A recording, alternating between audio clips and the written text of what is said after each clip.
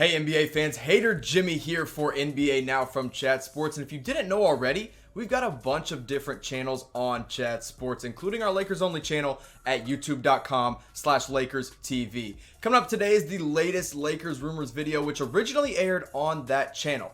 Not a Laker fan? That's okay. Let us know who your team is in the comment section below, and maybe your team will get the next channel here on Chat Sports.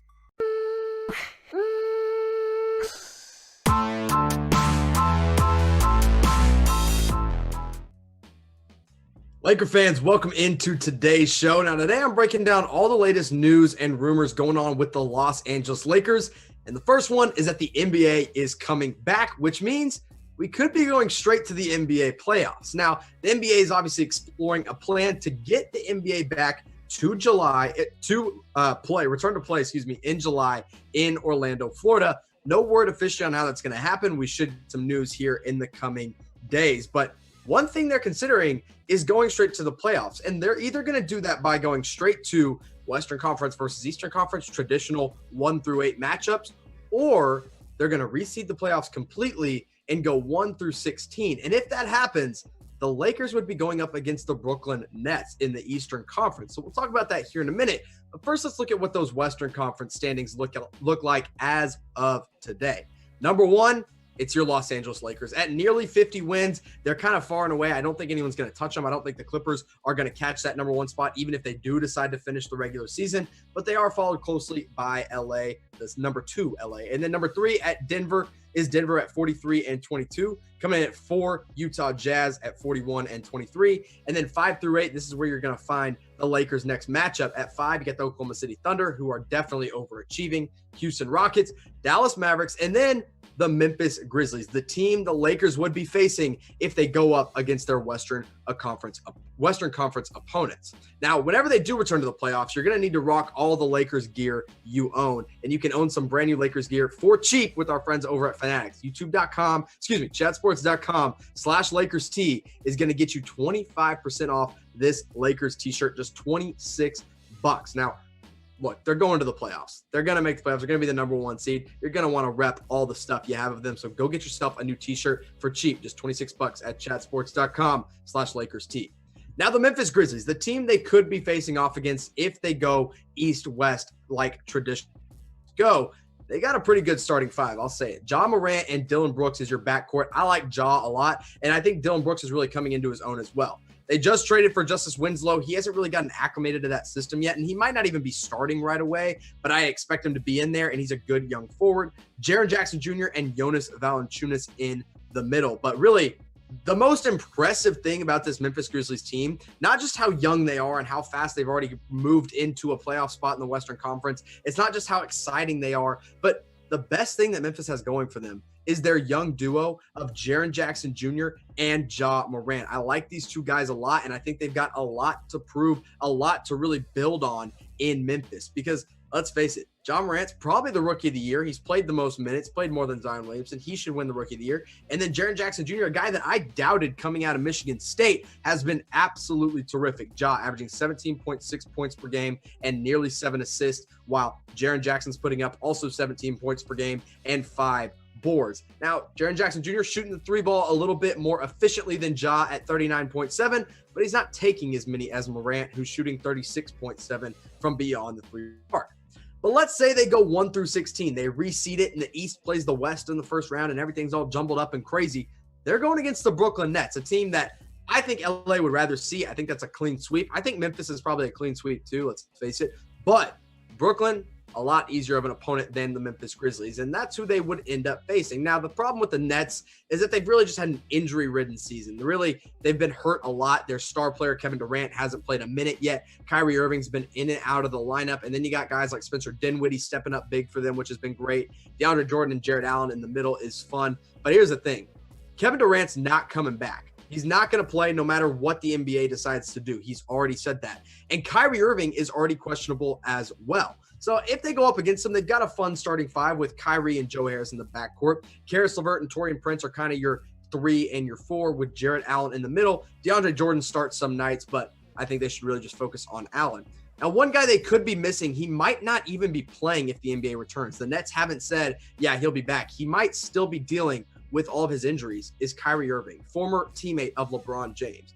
This year, when healthy, put up 27.4 points per game, 5 boards, 6 assists, shooting nearly 40% from 3. He's a great player, but he's been hurt all year long. You can't count on him when the playoffs roll around this year because he might not even be there, which would be good for the Lakers because then they don't have to go up against him. But even if he comes back, I don't think they're going to have any problem with the Brooklyn Nets. In fact, I don't think they're going to have any problem with either team, but choose one team you would rather see the Lakers play in the first round. Type BKN for the Brooklyn Nets, type MEM for the Memphis Grizzlies. I'm going to say the Brooklyn Nets because you want as easy of a first round as you can get because we know the Lakers are in for a long playoff run. So you want an easy first round. I'm going to say the Brooklyn Nets. If you want the more exciting matchup, sure, the Memphis Grizzlies, but give me the easy one with the Nets because let's face it, they're trying to make it to the NBA Finals. And I've got them as my favorite to win the NBA Finals. I think if the NBA comes back, they play the playoffs out, I think the Lakers are going to win it all. So I'm going to hit the like video on this button, and I want you to do the same if you truly believe the Lakers are going to win the NBA title this season. Go ahead and smash that thumbs up if you think so. And if you don't think so, let us know why in the comment section below. Now, the latest mock draft, which let's face it, the Lakers don't care that much about the draft this year, but Bleacher Report's got Kira Lewis Jr. falling to them all the way to number 29. I've got Kira Lewis going in probably the top 20 of the first round. So I think this would be a steal of a first pick in the first round for the Los Angeles Lakers. He is one of the fastest players in the draft this year, and he really benefited a lot from staying an extra year at Alabama. Now, if you watch my video of point guards the Lakers should target, I had Kira Lewis as a guy they should reach for. Didn't think he'd fall all that way, but Bleacher Report thinks so. This year at Alabama, he averaged 18.5 points per game, 5 boards and 5 assists, and shot nearly 36% from 3. Now, he's not a great shooter, but his shot mechanics are so mechanically sound that I think it's going to translate well to the NBA. And like I said, this kid's fast, lightning fast. He grew a lot from freshman to sophomore year, put up 13 points per game, 2 boards, 2 assists in his freshman year, and then really upped all of those numbers to 19 points, 5 boards, 5 assists. 3-point percentage took a little bit of a jump, nothing super dramatic. The field goal percentage also went up about 2% because the thing is, he said, hey, I know I'm fast, I know I'm long, I know I can get to the rim and finish. So he did that more efficiently. And why it makes sense for the Lakers to go with Kira Lewis in the draft is because their guard situation is a little bit up in the air. Avery Bradley's got a player option for about $5 million. Now, do I think he'll opt in? Yeah, I do. But would I rather have Kira Lewis Jr. as a future prospect? Absolutely. Alex Caruso, we all know and love him. He's trying to get some love from Rihanna right now. 1 year, $2.8 million left on his contract. Rajon Rondo also got a player option like Avery Bradley, but his is only $2 million. And then you got Quinn Cook, who really just hasn't done that much for the Los Angeles Lakers. We would rather have Kira Lewis on this team as a prospect, as a guy the Lakers can groom and eventually turn into a starting caliber point guard. That's what I think Kira Lewis projects as. So getting him at 29, getting a starting caliber player at the 29 pick in the first round is an absolute steal. But who do you want the Lakers to draft with that 29th overall pick? Maybe it's Kira Lewis Jr. Maybe you want a big man. Maybe you want an overseas prospect. Whoever it may be, let me know down in the comment section below because there's a lot of good talent. I know people say this is a weak draft. And at the top, yeah, it's a weak draft. But when you get into that later first round, it gets pretty deep. So let me know who you guys want to see as a Los Angeles rookie next season. I really like Kira Lewis Jr. a lot. I think he's going to make a lot of sense if he is the pick at number 29. Now, Laker fans, whoever they end up picking, you're going to want to make sure you are subscribed here on the channel. So go hit that subscribe button, youtube.com/LakersTV. Let's talk about one more rumor today. It's Danny Green. Danny Green says LeBron James is already taking the Lakers to Kobe Bryant's level. I say pump the freaking brakes. Not quite yet. Now, we know LeBron the King has led the Lakers to the best record in the West, nearly 50 wins. Probably would have gotten there if the season hadn't been cut short. But here's what Danny Green, LeBron James's teammate, had to say about it. He said, I think LeBron is just smarter. Not smarter than Kobe. He was saying just smarter than he was before. I think LeBron is just smarter. He knows how to win. And now he's bringing this organization back to the level it was when Kobe was around.